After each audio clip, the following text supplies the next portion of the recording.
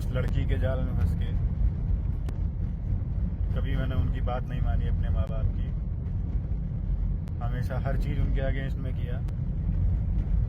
मैंने जो किया मैं उसको ही, जो भी मैंने किया मैं उसकी सज़ा जो भी मुझे मिले मैं उसको भुगतने के लिए तैयार हूँ।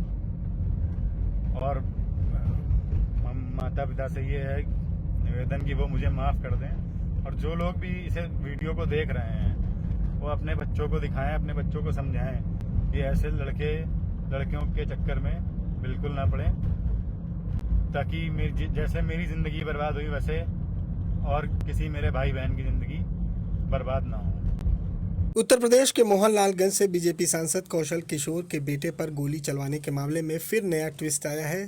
सांसद के बेटे आयुष ने अपनी पत्नी और साले पर गंभीर आरोप लगाए हैं। आयुष का कहना है कि उसकी पत्नी ने उस पर गोली चलवाई, वो बहुत जल्द ही सरेंडर करने वाला है। सांसद के बेटे आयुष ने वीडियो जारी कर बताया कि कैसे उसकी अंकिता के साथ शादी हुई। आयुष का कहना है कि परिवार वालों की मर्जी के खिलाफ जाकर मैंने अंकिता से शादी की, लेकिन शादी के कुछ महीनों बाद ही उसके कई राज सामने आने लगे।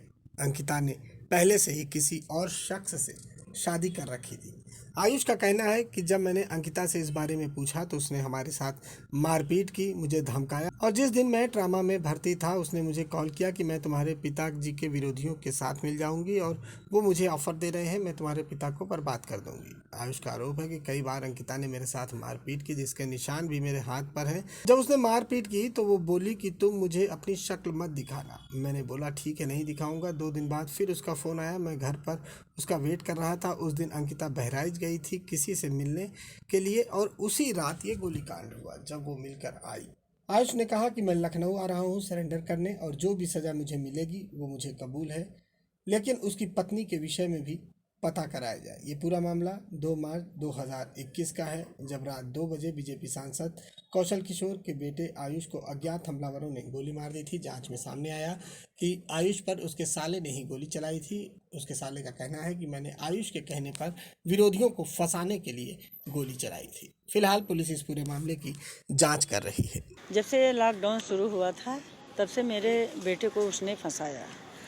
मेरे सांसद जी कोरोना में थे, हम लोग उसी में सारा घर लगे रहे और मेरा बेटा आता था देख करके चला जाता था। तो मैंने कहा कहीं दोस्तों मित्रों के यहाँ रुकता था, मगर उस लड़की, मेरे बच्चे की 19 साल की उम्र है, उस लड़की की 25-26 साल की उम्र है।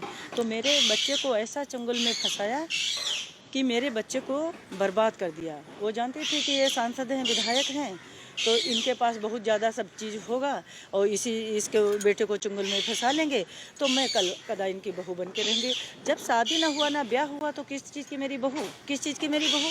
तो हम ये कहना चाहते हैं अब जो हुआ, अब हम लोग तो दुखी अपने बच्चे से है ही हैं। क्यों इतनी तेज तर्रार महिला है कि आप लोग उसके बयान देखा होगा, हर जाके मीडिया वालों से जाके घुस करके अपने मीडिया वालों से हम लोगों को बदनाम किया कि मेरे वो जो हैं सांसद और विधायक तो हैं, तो इस तरह का काम किया, हम वहीं की जायदाद प्रॉपर्टी लेंगे। और जब भाई मेरे सामने ना शादी हुई, ना ब्याह हुआ, ना कुछ है, मेरे बेटे को फंसाया गया। इतनी साल की मेरे बेटे की उम्र है और इस तरह की इस महिला ने फंसाया है, और जबकि उसकी अभी छानबीन तो हो रही है, उसकी शादी भी हो चुकी है, उसका बच्चा भी है। अभी आगे जाके अभी देखिए, अब तो छानबीन शुरू हुई, अभी देखिए क्या क्या होता है।